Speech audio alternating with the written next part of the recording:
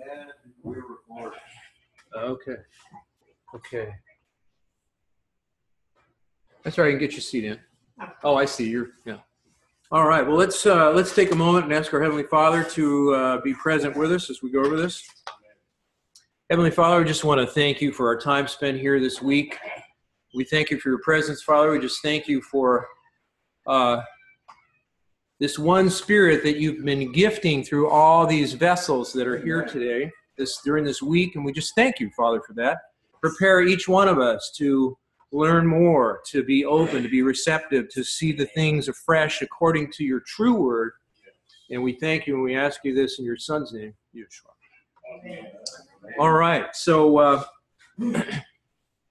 yeah, is it really new moon or is it new month? And you guys are going to need to make your own decision on that, certainly in respect to some of the stuff we're going to present here.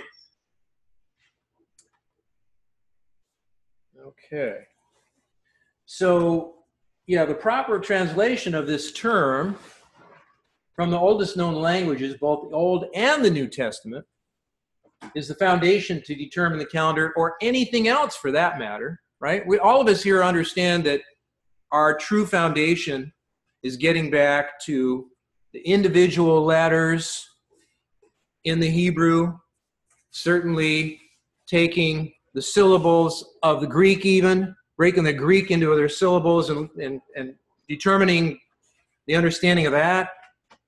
We're going to be doing a little bit of that because Yahweh's not going to fail us. If we have the understanding of each letter appropriately, then we're going to find the truth, right? Amen. Right. Okay.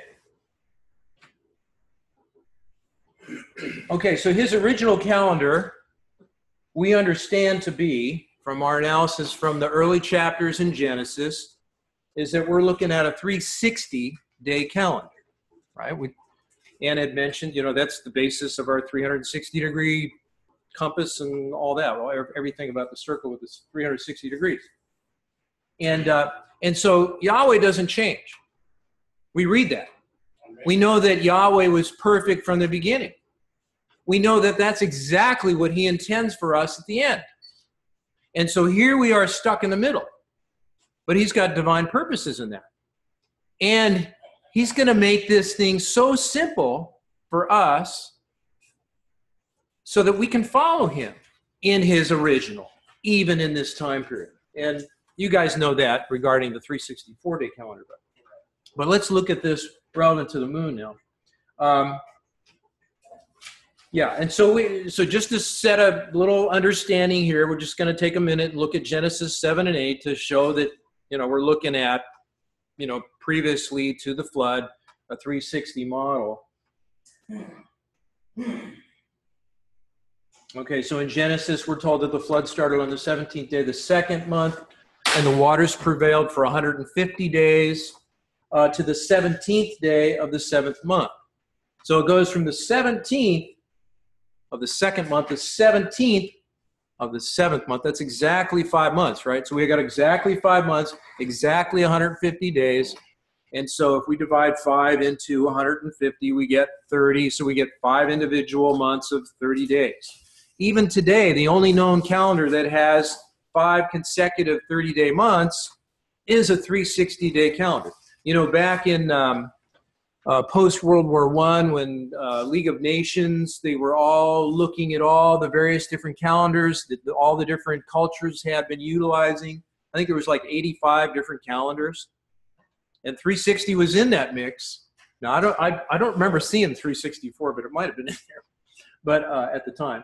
But anyway, so 360 was this model that we have. And so we can only, since there's nothing said otherwise, the only thing we can understand is that prior to sin even, that we were looking at the same model. Okay.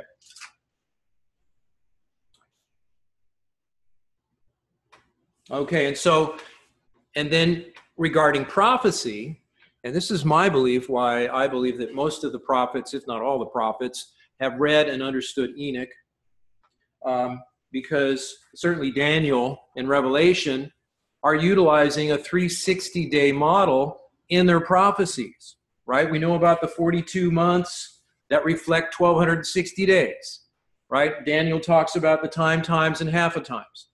And he has numbers in chapter 12, at least, that are compatible with this 1260. He's using a 1290, but so if we look at all that, again, that's going to bring us back to a 360 again. So we can see that Daniel, again, talking about the times of the end and what we're looking for with the new kingdom, and John the Revelator, same thing. So we got that, right? So 360 on the beginning, 360 back at the end. Okay. Yeah, from perfection to perfection. Okay, so the same time pattern in end-time prophecy validates the point that Yahweh intends to restore all things and that he himself does not change. We mentioned that. And so let's see, 360. Yeah, okay, so the 360 over our present time period, and even if you take 360, you're going to get a remainder if you divide that by 7, right? And so, some people will say, well, how does that work? Well, this is really cool. I'm sorry, let me read what I got here. So when 360 cannot give a perfect number in weeks of a year without a remainder. Okay, so that's the question. As the week of 7 days is perfect, 360 is further perfected in 7 perfect years, hence the sabbatical cycle of years, right? So if I multiply 7 years times 360, I divide that by 7, I'm going to get 360 weeks, right? So there's the perfection over a sabbatical year cycle. Okay. Now here's a quote from E.W. Bollinger. How many here are familiar with okay, very good. And he's got all those Bible study helps in the back. I think there's like 150 or more appendices. That thing's a great thing to have. Anyway, here's a quote from Appendix 10. Now, Appendix 10 that Bollinger did a great job of delineating the gematria. Now, to my understanding, I don't believe he understood the things about the feast day. But if you read his meaning of the numbers, and we'll get into this a little bit, I think, on Thursday when I get a chance to talk a little bit about the calendar, and how all that gematria stuff fits in. But anyway, regarding 360, this is what E.W. Bollinger says about this. This is a quote from Appendix 10. He says, "The 4 perfect numbers.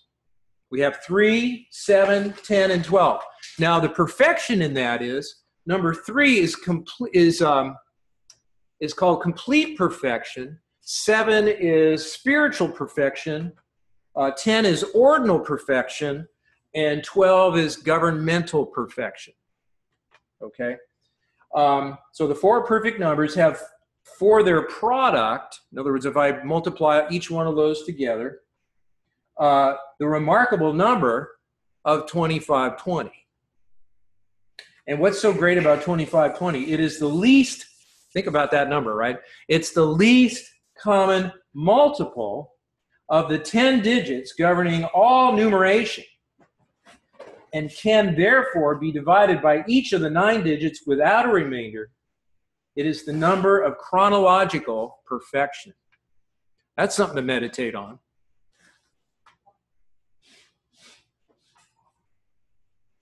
Okay, so 7 years also happens to be when all the Hebrews canceled their debts between one another, when the land was to rest, and when all the cells in your body have turned over for a completely new you. So everything's renewed. Even the debt within our body is renewed. In what? In 7? In 7 years, all the cells are turned over. Basically, it's the neural tissue is the one that takes the longest. But yeah, in 7 years, we are a new person. And so hence, as we enter 8, what does 8 mean? New beginnings. So as 7 years is over, we enter into 8, so we got a new beginning. See that? Okay. Oh, okay, I guess I said that here. So,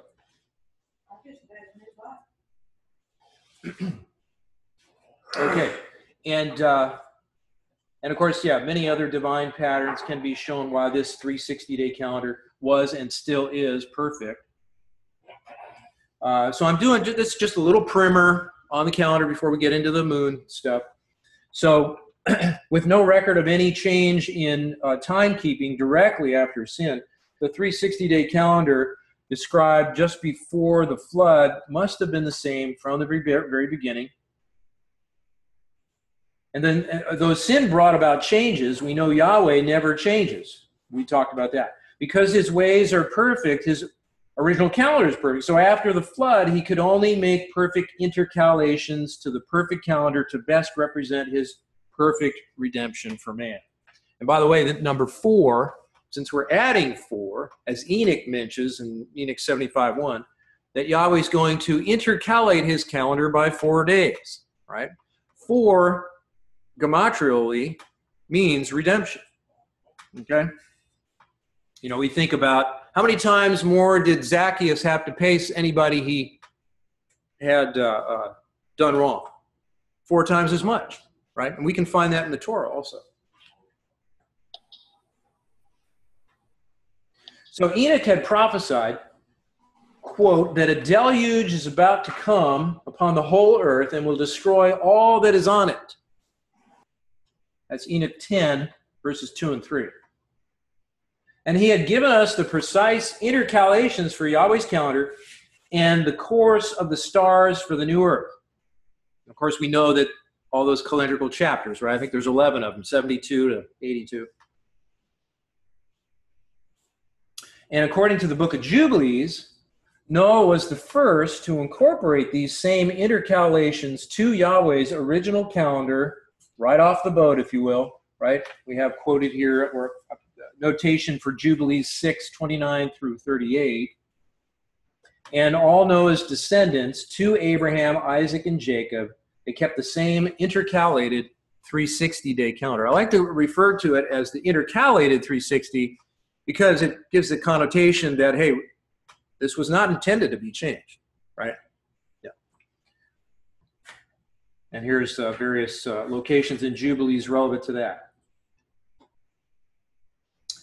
Yet when all the children of Israel were sojourning in Egypt for 430 years and afflicted for some, well, no, it wasn't quite 400, but maybe 250 or so. As it's,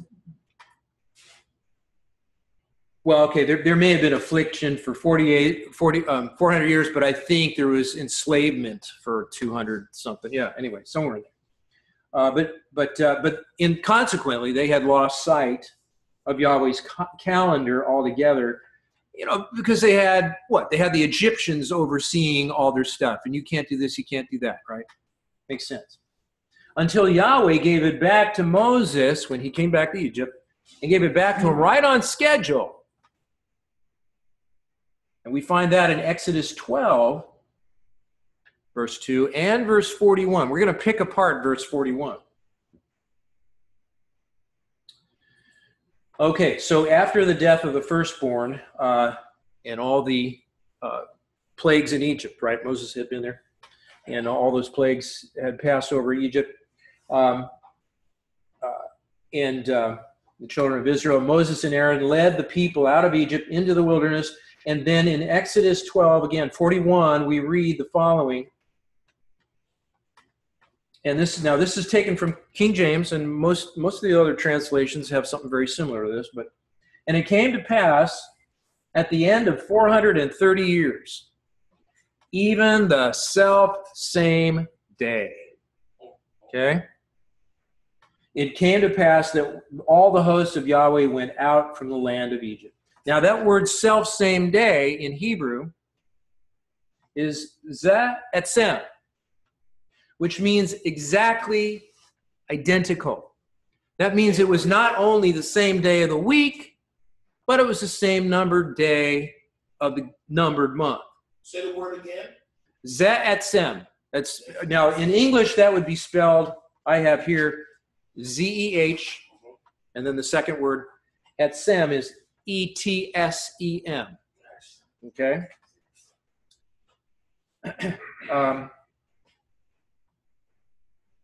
Okay.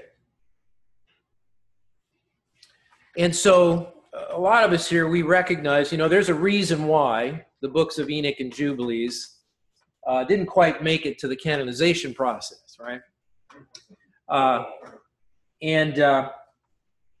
And canonization is nothing more than the, quote, traditionally, unquote, accepted writings by ecclesiastical authorities established by a given church. That's basically what a canon is. And so neither Moses nor John the Revelator gave us, now you guys might, I hope I'm not stepping on too many toes here, but so neither Moses nor John the Revelator gave us a table of contents. Now I could probably say that to this group. Okay. When they said that we should not add or detract from the Torah or the prophecies, right? Okay. Well, here's an interesting quote I found from an SDA Bible dictionary. Very scholarly, actually. And the editor here says, no historical account of the formation of the Old Testament has been preserved, either in the scriptures themselves or in any other reliable historical documents, unquote. That's page 179 of the SDA Bible Dictionary. So it's our own individual responsibility to determine whether any writing is compatible and appropriate in understanding when it was written, maybe where it was written and to who, if we have that information, right? Whether we can incorporate that into the Torah and the scriptures.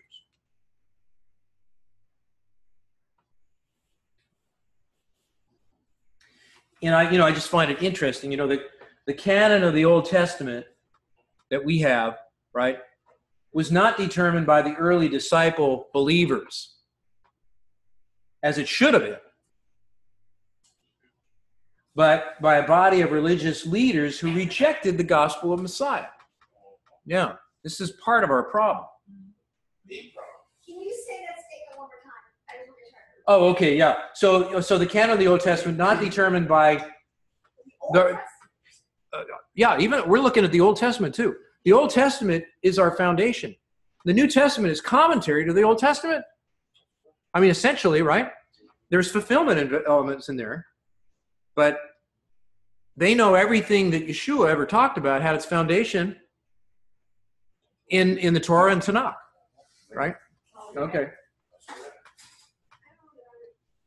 Okay, well, no, I'd be interested to hear what you have to say about that. So that's fine. Okay. And so all this was going, so this idea, you think about, what was it, 70 AD, we all know that Jerusalem was destroyed. Over 1 million Jews were killed in that whole thing, right? But we know that the true believers were saved. Not a single one of those had died, right? Because they followed what Yeshua had told them to do. When you see that Jerusalem surrounded by mountains, go to the mountain, flee. When you see Jerusalem surrounded by armies, trying to get ahead of myself here, flee to the mountains. And so they did. And they survived. Well, the surviving Jews, who were not the ones that fled to the mountains, over the course of many years, came to realize, hey, we got a problem here. These guys are right. These people we used to believe in are wrong. And so over the course of about 20 years, the Jews, the prevailing leadership Jews that had survived, were losing people. And to not only save face, but their livelihood, they had to kind of convene, get together, and decide what are we going to do. And that was the Council of Jamnima. Have you guys heard of you guys have heard about Council of Jamnima? No? Jamnia. Jamnia. Okay. That was in 90 AD. So that's about 20 years after the destruction of Jerusalem. And they saw the writing on the wall. They were going to hey guys, we need to get together, and we got a problem because they're finding stuff out of our own writings that's proven this guy over here. And so we got to do something to counter that. And so one of the things they decided to do is get rid of Enoch and Jubilees, right? Now I have a thought here. Now, this is purely theory, but in respect to what we found in the various caves of Qumran, I believe that there were Essenes that were either at the meeting, at that Council of Jamnima, secretly, or they had people who were aligned with the Essenes to be willing to go into those meetings and hear what was going on, right? Anyway, long story short, the Essenes got the word that the Pharisees, Sadducees, prevailing leadership had made the decision, hey, we're going to go purge all the synagogues, and we're going to get rid of Enoch, and we're going to get rid of Jubilees, and probably some other stuff. And anything else. Yeah, you're right. And so what did they do? I think they went around to all the synagogues before the Pharisees and Sadducees could do that, and they rounded them up because they knew what they were going to do. They were going to burn them. Even if it had Yahweh's name on it, they were going to burn it. They said, no, you can't do that. So that's why I think they went around and collected all those guys, and they probably squirreled some of those scrolls right there. Then you know what I mean? Because besides, what is it, Psalms and 2 other books, the number of scrolls that we found of Jubilees is more than any other scroll. Other than Psalms, there was 2 other ones. That's an incredible amount of scrolls of Jubilees. 15. And I think there was 7 Enoch. I think I talk about this here in this slide. Yeah, so I mentioned Jamnia. And So, Mark, yeah. so is it safe to say that 90 AD, we're going to talk a little bit more about this tomorrow, 90 AD is when Rabbinic Judaism began to consolidate that synagogue power by removing contrary writings from the narrative. Oh, so are you saying that you have some other information relevant to 90 AD to that idea? It cooperates. Oh, okay. All right. Well. That Rabbinic Judaism in that. Okay. Power play was making that statement by destroying any documents that pointed to Yeshua as the Messiah. Those things have been removed. Yeah, and we know there's a little bit of that in Enoch, but there's a lot of information in Jubilees that is very pertinent to our understanding in the Torah to see Messiah.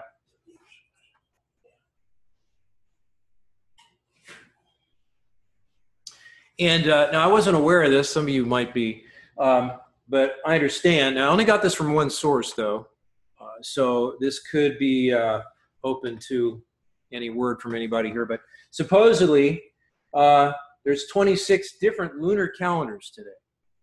Oh, yeah. Now this guy had tabulated. There's four Orthodox rabbinical, 3 Karaite rabbinical. There is a conjunction spring lunar calendar. There's a sliver spring lunar. There's 4 spring messianics. There are, where'd it go? There are 3 fall messianics and 6 reformed rabbinical, for a total of 26 different lunar calendars. Now Yahweh only gave us. He only gave us one way, didn't he? He only gave us one way. And we know that Yahweh is not the author of... Yeah. Okay. So we know that that's what we're looking at with that, right? Considering some of the calendar creators we've come along, 26 is a pretty low number, I'd say. Oh, okay. Wow. Oh, yeah. And then 2026. then I guess there's 4 lunar Sabbath calendars too, I guess. That's what it says. What? 12 lunar Sabbath? It might even be more now, because I remember, I used to do the solo calendar for about 3.5 years. Oh. And when I first started doing it, it was 11 then. Oh my gosh. So Okay. I'm like, wow. All right. So anyway, there's more than I thought. Like I thought. Okay. Well, that's a good point that you just brought up, because we went through this in the think tank 2 years ago. And then we had, what was it, Mark, a year ago or less, that we had big calendar forums again. and people really are wanting to dig in, but it's almost like this is so clear that you're just mixing it. I guess it's got to be the otter, the calendar, or if it was created by some evangelist you like, then that's got to be the one. Mm. That's what it seems like. I see that. Okay. For the sake of time, I'm going to go to the next slide here. Um, Plenty of time. Okay, so yeah, so the majority of modern Israelites today and Messianics today utilize some form of a lunar calendar that was revised and standardized by Meton of Athens. You guys probably heard of him, right? That was back in 432 BC, and these changes were later adopted by the leading authorities in Babylon and Israel. This same calendar has a 19-year cycle with 7 years having 13 months. That would occur every 2 to 3 years, depending upon the decision of the prevailing authority, you know, with the ripening of the barley and all that kind of stuff. That's the one that the Karaites use, right? Yeah. Is it Karaites? Okay. Yeah. And so this is to adjust the usual 354 days per 12 months, right? Moon months in a year, which is 11 days behind the solar year, or 19 days longer when they add the 13th month. But, and, you know, what I find interesting is from gleaning from Scripture, we only can find four Hebrew names of months in the Scriptures. We have the name for the first, second, and the 7th and 8th month in Hebrew. And we have Abib for the first month, we have Ziv for the second month, we have Ethanim for the 7th month, and Bul for the 8th month. So all the other months that we understand, we have to recognize that we're speaking that in Aramaic.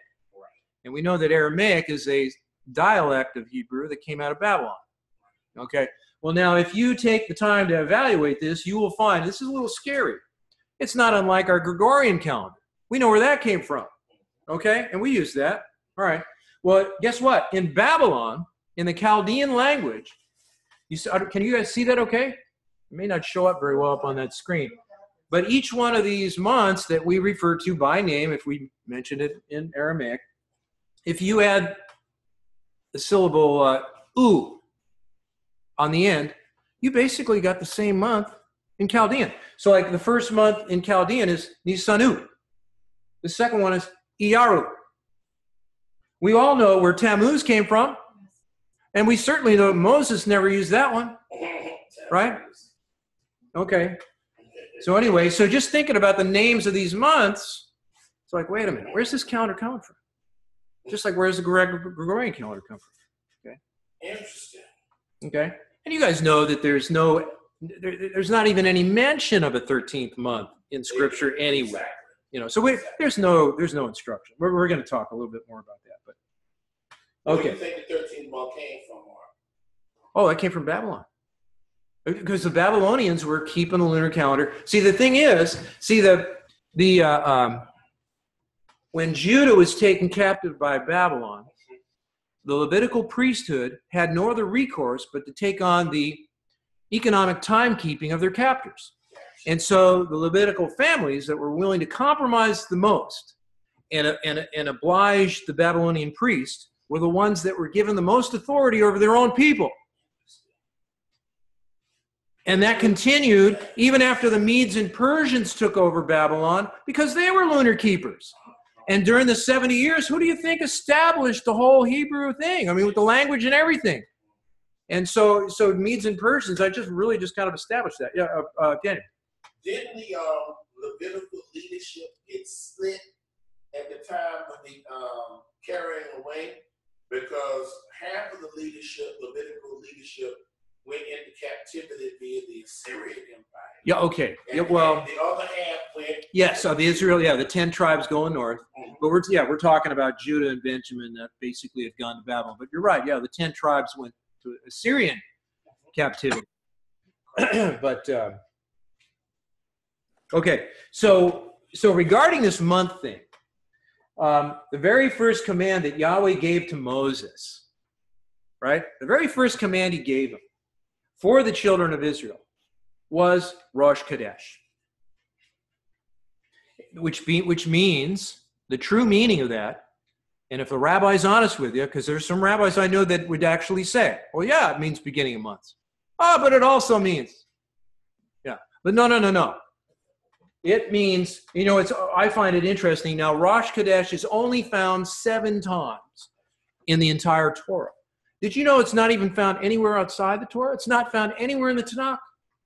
Rosh Chodesh, which the rabbis pontificate about, talking about new moon, is not found outside the Torah. And Torah doesn't say a single thing about new moon, even in the translation. Wow. This is gonna. If people could just see that, it's like, wait a minute. We got some translation problems. And man, if they're doing that, what else are they doing? Okay. So just before they left Egypt, right? Yahweh gives this directive to Moses. And Yahweh had said to Moses, he says, this month, in other words, he's getting Moses back on track. Okay, back to remember what we were talking about, that Abraham, right, 430 years prior to this, Abraham was doing the Passover on the same day of the week, on the same numbered day of this same month, right? Okay. So he says, this month shall be the chief of months. There's your first Rosh Chodesh. For you, it shall be the first of the month. There's your second Rosh Chodesh for you. Okay? So Rosh means head, beginning, first, or in this case, chief. Okay? All right. And so here I have. So this is Rosh in the Hebrew Strongs. This is 7218. And yeah, so I just delineate. So it means beginning, captain, chief, head, first, forefront, highest part, top. And so a thought here. So if first moon or beginning moons was meant to be the translation here instead of the first of the month, you would expect there to be some directive in Exodus or even in Genesis about some new concept of timekeeping, right? Of course, we know that there wasn't anything. Or at least some elaboration on the observance of the moon. We don't have any of that. Okay, so now we're going to look at the Hebrew, new moon versus new month. And so the word Kadesh, that's what we're concerned about here. And in the Strong's delineation number, that's 2320. And the translation says month or months, every month or monthly, in the context, 256 times Kadesh is translated that way. But for some reason, 20 times it's translated new moons. Okay? I mean, that's less than 1/10 of that amount of time. And so, well, let's take a close look at that. Here's what I just mentioned a moment ago about the new moons. In fact, all the supposed new moons, those 20 times that we find new moon outside the Torah in the Tanakh, it's either Yom Kadesh, Moed Kadesh, or Hag Kadesh, which basically would mean Yom would be day, Kadesh, appointed time Kadesh, right, Moed, or Hag would be solemn feast, Kadesh. Would be what? Solemn feast. Solemn feast, yeah. Hag. Yeah. So, I mean, if you're going to translate that as moon, then it would have to be, day moon, appointed time moon. You get the picture. But now the word in Hebrew for moon is Yereach. Right, Yereach. And so let's take a minute. Now, according to Strong's, and that's number 3394, according to Strong's, it only means moon. Yereach only means moon. Okay? Now, Yereach is Hebrew. for month. Okay. Now, let's look at the words that are related to Urayak, and let's see if there's any correlation with Urayak and Kodesh. Okay, so the related words to Urayak. Here we have Urak. Now, it's interesting, in the Strongs, now I have an older Strongs, and so it actually gives a little bit more information. Now, I recognize we can't take Strongs as gospel, right? We do have to do our research. I learned that. Yeah, I learned that actually several months ago, working with Yahad. But anyway, with this here, yeah, so in the Strongs it says uncertain origin, and they have both moon and month. Ooh. Oh, now this word is just a little bit different than Urayak. It's Urak. Okay. And so the one next to that in Strong's, now that was 3391. This is 3392. Again, this is basically the same word. Urak says the formal name of a Arabian patriarch. That's a hint as to maybe where the word came from, right? Exactly. Okay.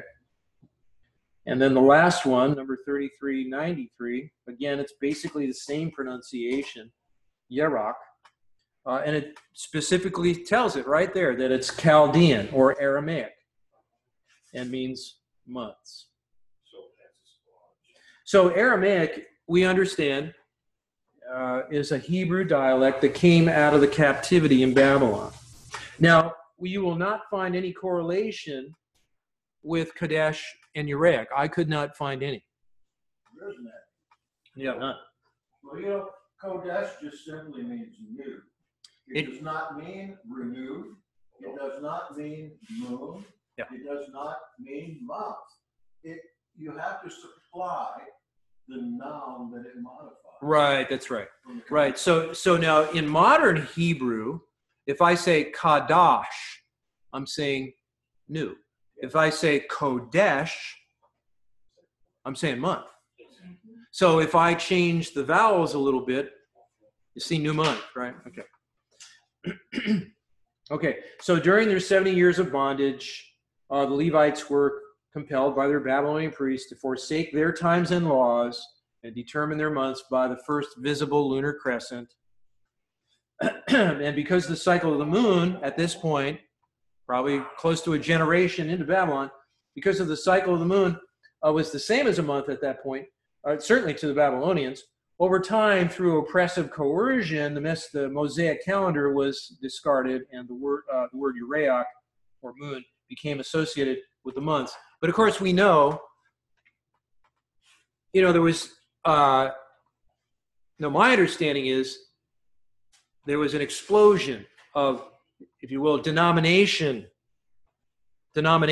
of Judaism during that 70-year captivity. I'm not going to believe that. You're going to compromise? Forget you, man. I ain't doing that. Right? Yeah. And I believe the Essenes came out of that.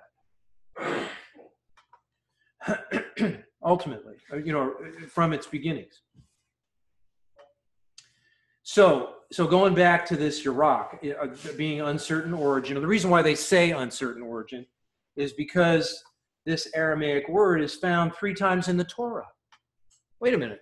The Torah was written in Hebrew. Moses never used Aramaic. Aramaic was not around, right, in the time of so what's interesting, and it's found in Exodus 2:2, Deuteronomy 21:13, and Deuteronomy 33:14. And now any King James that has Bible study helps in it will have it down in the footnote, and it will say that this is listed as an apparent Aramaic substitution. Okay. Trying to get the moon in there. Okay, so the only moon timepiece, I guess you could say, if you can even say that, if there's any kind of correlation of let's put it this way, a phase of the moon. Okay, the only thing we have is Labena. Again, that's Hebrews number 3842. And it means bright full moon. Now, I've got listed here all the locations where it's found. I think there's what, 3. 3 verses there. Song of Solomon, 2 places in Isaiah. And neither one of them say anything about any timepiece, any calendar thing whatsoever.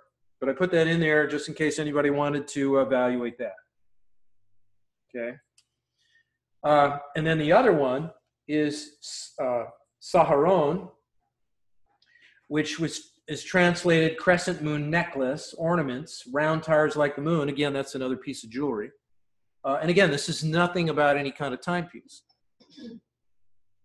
So moon and month have no relationship in the Hebrew, but only in the Aramaic. So that's what I'm trying to point out, okay? Okay, now let's see here. Okay, so I'm making a couple of points here about the moon. On Genesis 1:14, we all know what this says, right? So, and God said, let there be lights in the firmament and of the heavens to divide the day from the night, and let them be for signs and for seasons and for days and years. And so, of course, well, here, let me put what I have down here. So we know the months aren't mentioned here, as we would expect them to be if it was meant to be a timepiece, right? The week was counted by days. A year was basically counted by seasons. And them, that's referred to here in this verse, here is referring to the lights that compose the day and night. The two separate lights, the day season and the night season. You know, what I find kind of interesting is, you know, if you consider the firmament canopy, I'm going to just kind of diverge just a little bit, just to give you guys a snippet on this creation model idea. But in Genesis 1, it also tells us about the firmament canopy, to divide the waters from above from the waters below. Okay. And what laboratory evidence has been coming up with, because that word firmament in the Hebrew is rakia, which means to press out into thin metal plates, okay? And so theologians have for centuries trying to figure out what is that word doing there. Now, they used it a couple times in Exodus when they were hammering out the metal for the, I think, gold plating the ark or something. Yeah. But here it is in Genesis 1, the firmament. What is that word doing there? Well,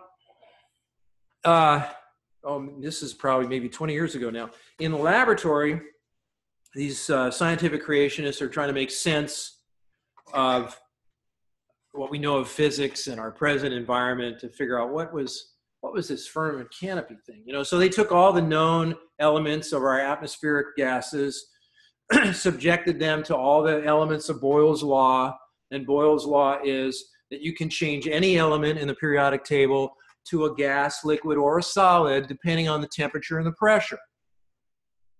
So in other words, I can take a gas and I can turn it into a metal or a solid. I can turn it into a solid.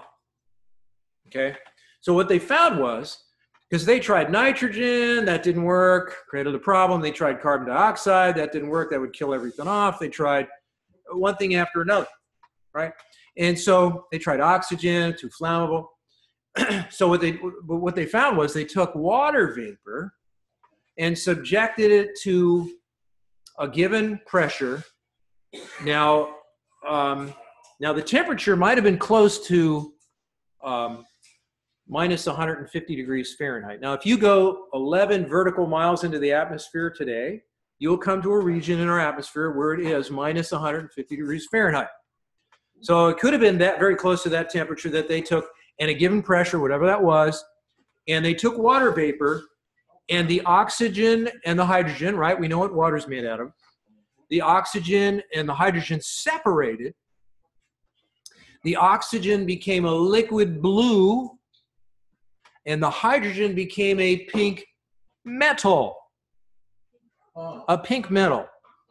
Now here's another little ditty on that. Now, Liz, you know a little bit about physics, I think, right? Okay, so if we look at all the elements in the middle of the periodic table, these are all basically our metals in our present atmosphere and pressure, right? Well, guess what? Did you know that every single one of those metals, in their absolute purest form, are clear? But they have a color to them. If you can imagine, you know, if I make glass and I put copper dust into that molten glass, I'm going to get green glass. If I take some silver dust and I put it into that clear molten glass, I'm going to get blue glass. If I take gold and I dust and I throw that into clear molten glass, I'm going to get red glass, right? So anyway, just as an example. So, so the purest metals are clear. So if we can conceptualize the idea that this was pure water vapor, and, you know, because the first thing we're going to think of, well, no, wait a minute, if we got metal up there, how in the world can sunlight pass through metal? Okay, this is where we're going. So, so we have this hydrogen metal up there that's transparent pink. Okay, and there's some incredible stuff that they found about metallic hydrogen. Metallic hydrogen is fiber optic, ferromagnetic, superconductive, and that angstrom color pink, when it hits the back of your retina, creates the most neurotransmitters more than any other color. Pretty incredible. Now, who could design something like that? Okay? And so, and it's strong enough to... What's that? 7 what? Oh, seven firmaments. Okay, okay. I'd be willing to hear that at some point. So, but anyway, so that was used, at least on a theoretical level, we understand that we have body of water up there now suspended possibly by this hydrogen metal. Now remember, that was a liquid blue, right? With the oxygen. What do you get when you get liquid blue, blue next to pink? What color do you get? Huh? Pretty close, you get magenta. Well, now let me ask you a question. You know, Noah was given a promise, right? He was given a rainbow. What color is the sky? What color is the sky on every sunrise and every sunset? It's the same color. And probably more so early in the morning as opposed to sunset. And the reason why is because all the energetic temperatures, gradients that went on. So, you know, sunset's a little more orange. But, you know, you come up on this side, yeah, east side, it's more magenta. And so for me, that's a promise that Yahweh's saying. He says it every day. I'm going to set this thing up again. And anyway, so just a little side note. Well, I would like to have that metal. Oh, yeah. Because think of what you could do with that. Oh, fiber optic metal. And to advance the millennial kingdom. But making that, though, sounds like a fairly difficult method. Oh, yeah, yeah, with the temperature and the pressures, yeah. Oh, so I brought that out. What? Pressure that makes it. The pressure with the temperature, with that very cold rakia, yeah. Yeah. Yeah. Pressurizes and flattens it out. Oh, right, exactly. And so that's where that principle came from. So they understood that. Isn't that incredible? Yeah. And so now I'm sorry. The reason why I brought that out was because now I'm just throwing this out here, and this is only for study, because I could be totally wrong. In fact, I think I might be. But when it says the lesser light and the greater light, now in Genesis 1 it says the lesser light and the greater light. Why didn't it say the moon? Why didn't it just say the sun? Well, of course, now if it said the sun and the moon, I suppose that would kind of lend to the idea of possible worship, maybe, huh? But if I say greater light and lesser light, but now if it's true that hydrogen metal was fiber optic, what does that make the sky during the daytime? It's like this screen, man. It was just uniform light. Probably with a pretty good spot there, but I mean, the whole sky was just a big HD screen. And so if it's fiber optic and it comes nighttime, now what kind of sky do I have? Oh, wow. You mean to tell me, Mark, we got light coming all the way around from the other side at nighttime? Whoa, well, guess what that might do? And if you have a fiber optic canopy, I'm sorry, I'm going off on a bunch of stuff. But anyway, but so you know, if you look at, we've all done this, you take a pencil, you put it in a glass of water. And that pencil's magnified, right? Okay, so what's that going to do to the stars? And the sun and the moon, right? Anyhow, so a little side piece. So I just bring that out because it said the greater light and the lesser light. Okay. The moon is not the lesser light, it's the stars and the sun. Right, because we know that, 3 to 4 days out of a month, there's nothing, at nighttime, we don't see any moon, do we? Speaking of that light that curves around, are you saying then, are you perhaps a proponent of the flat earth, or do you believe that it's a sphere?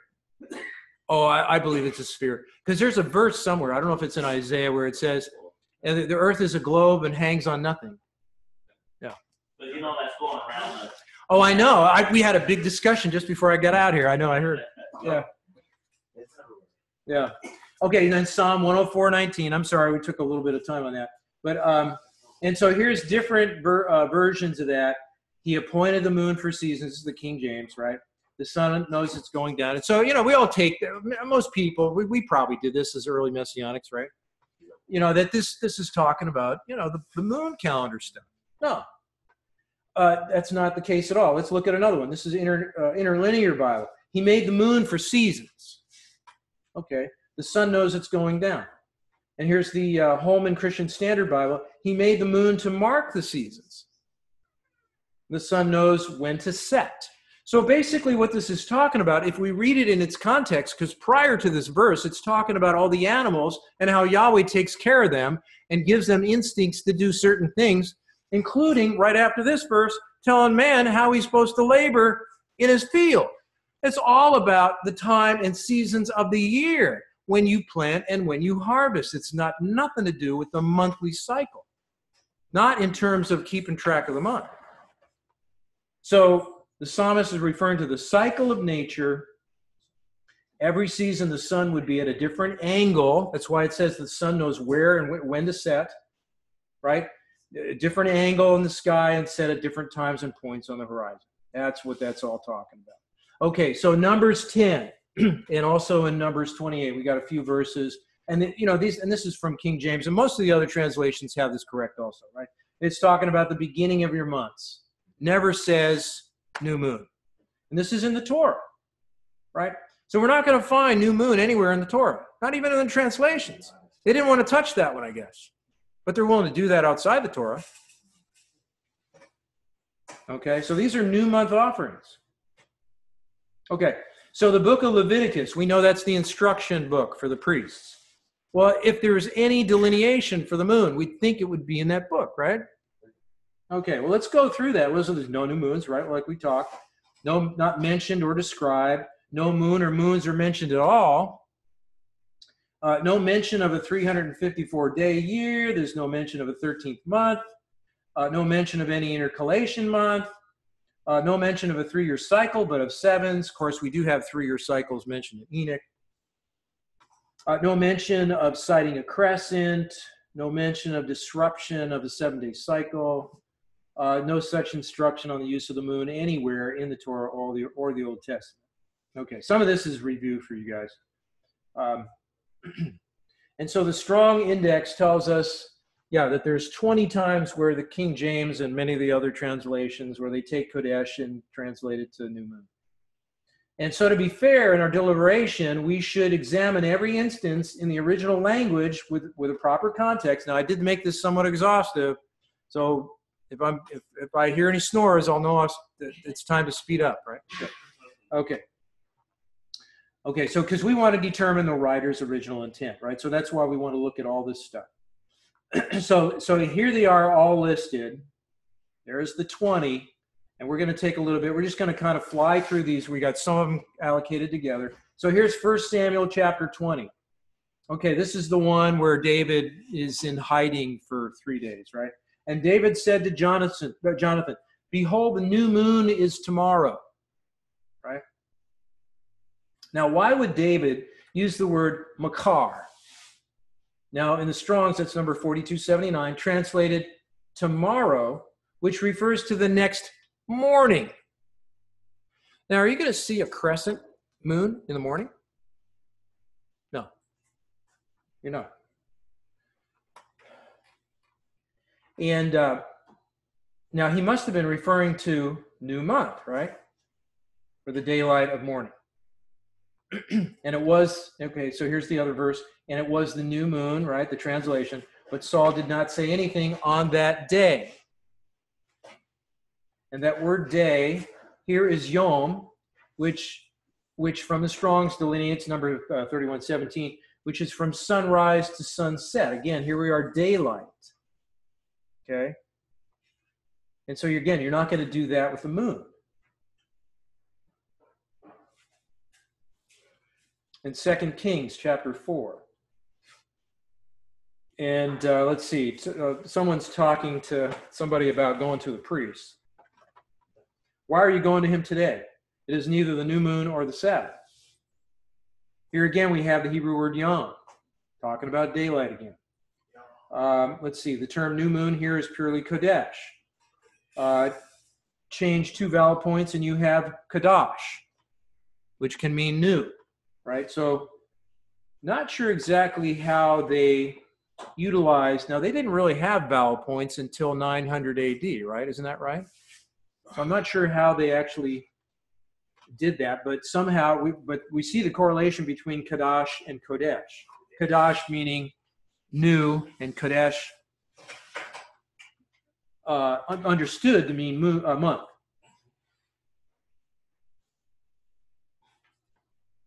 So in order to get new moon, you had to say kadash Urayak. Kadash Urayak, but we don't have that. We have Yom Kodesh.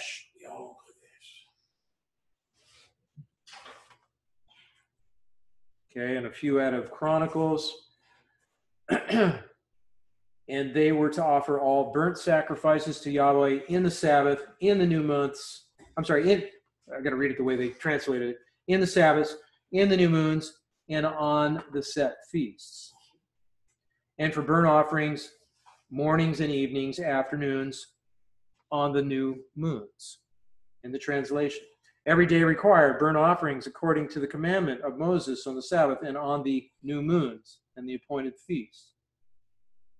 Now notice it says, and on the new moon. Okay? So, what's interesting, Moses never commanded or gave any instruction for an offering at night. Because it says supposed to do it on the new moon? No. How would they get up there? How would they get up there? In They had to do an offering on the new moon. How would they get Oh, to do that? on the moon. Yeah, that would be kind of tough. That would be kind of tough, wouldn't it? That would be kind of fun. There's a conspiracy right there. Yes. Thanks, Jackson. And then from, let's see, Ezra and Nehemiah. Let's see, the burnt offerings were by number for the Feast of Tabernacles. And they say days by days according to the ordinance, the thing of the days in its day. Again, each day here is Yom once more. And afterward, the continual burnt offering, both the new moons and of the set, all the feasts. And from the first day of the 7th month, they began to offer burnt offerings. And notice they began the offering on the first day. Again, here's that word Yom, morning, on the first morning of the 7th month, which is Kodesh, not the 7th moon, which would have been Urayak. Okay. You guys kind of get the picture. Yes. Okay. What do I have here? Yeah, and so and this is the burnt offering on the new moons and atonement. We know that the Day of Atonement offerings were done during the day also. Okay, here's a good one. Psalm 81, verse 3. Blow up the trumpet in the new moon in the time appointed on our solemn feast day, is what it says in the King James and many of the other translations. And again, they have Yom as day here again, but in all fairness, let's look at an alternative transcript. Now, of all things, this is in a lexicon, I think it says, blow the trumpet in the new moon at the full moon on our feast day. What is that? You guys remember seeing that in some of the translations? It's like, wait a minute. I want to see what word that is. Okay, let's go check it out. Well, even this is from a lexicon. Even some lexicons have this translation full moon, but the single word is found only in the Aramaic versions of the Psalm 81. This is an Aramaic version of Psalm 81 that says full moon. That's how they got us on that one, yeah. So, and so that Aramaic word is kiseh. That kiseh is the Aramaic word for full moon. Remember that what the Hebrew word for full moon was? Labana. Not in there.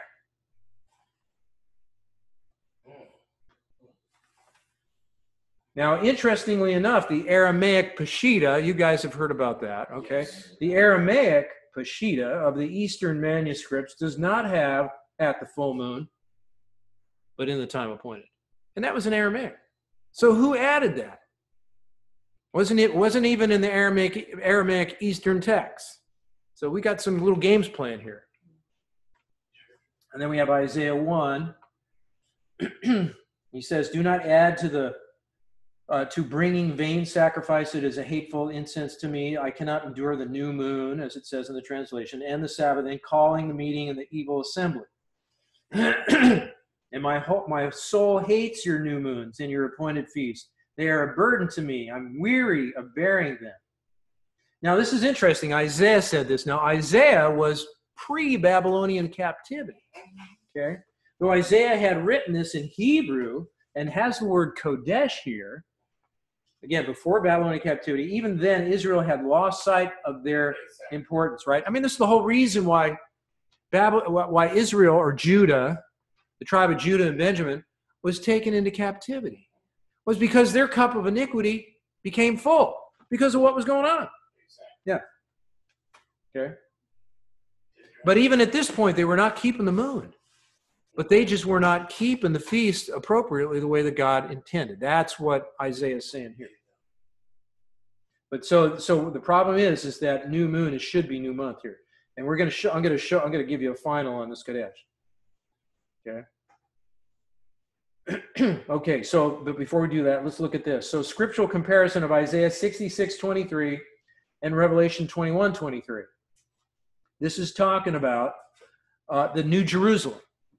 They're both talking about New Jerusalem. Isaiah 66:23, this is from the King James, and it says, and it shall come to pass that from one new moon to another, and from one Sabbath to another, shall all flesh come to worship before me, saith Yahweh. Or the Lord is in King James. And so in Revelation 21:23 in King James, and the city had no need of the sun, neither of the moon to shine in it. Makes a little bit of a discrepancy there. For the glory of God did not lighten it, and the Lamb is the light thereof. So we don't need to make any determination with the moon.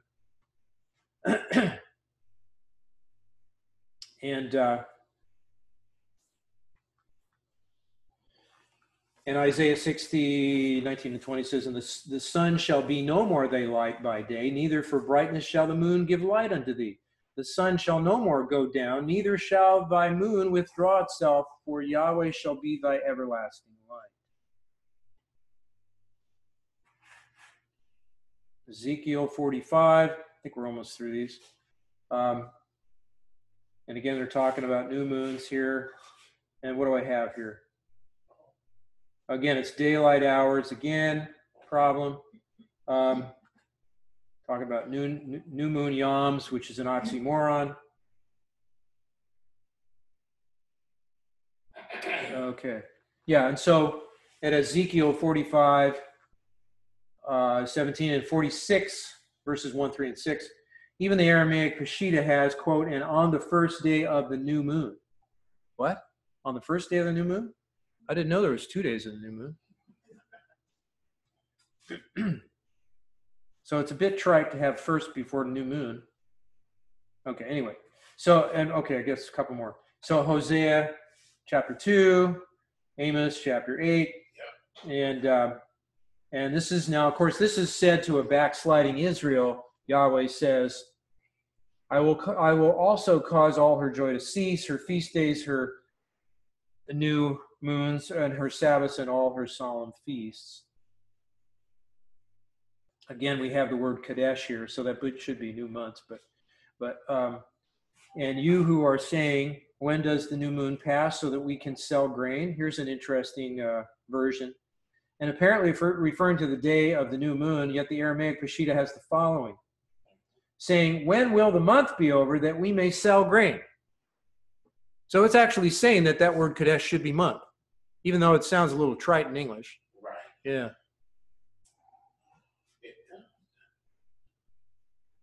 Okay.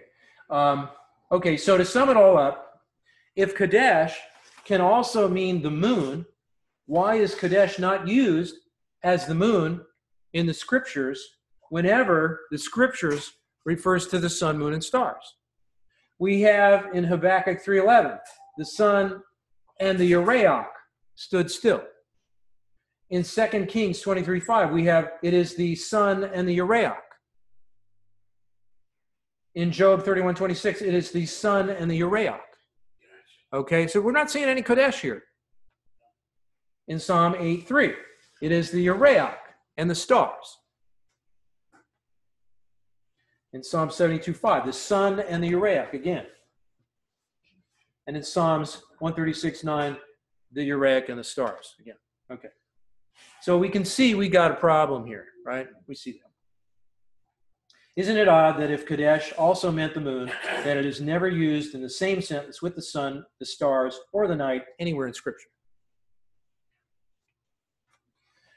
And so now it's quite plain from the Hebrew language that Kadesh equals moon and Uraeach equals, Kadesh equals month and Uraeach equals moon.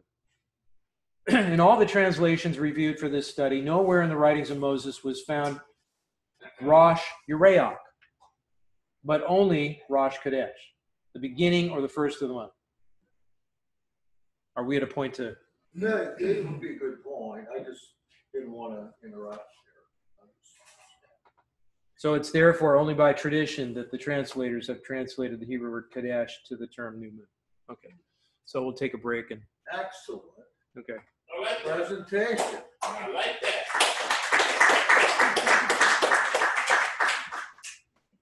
Very good live presentation. Oh, amen. You get a B+. Oh, yeah? You didn't hand out any magnets for the refrigerator. Oh. All we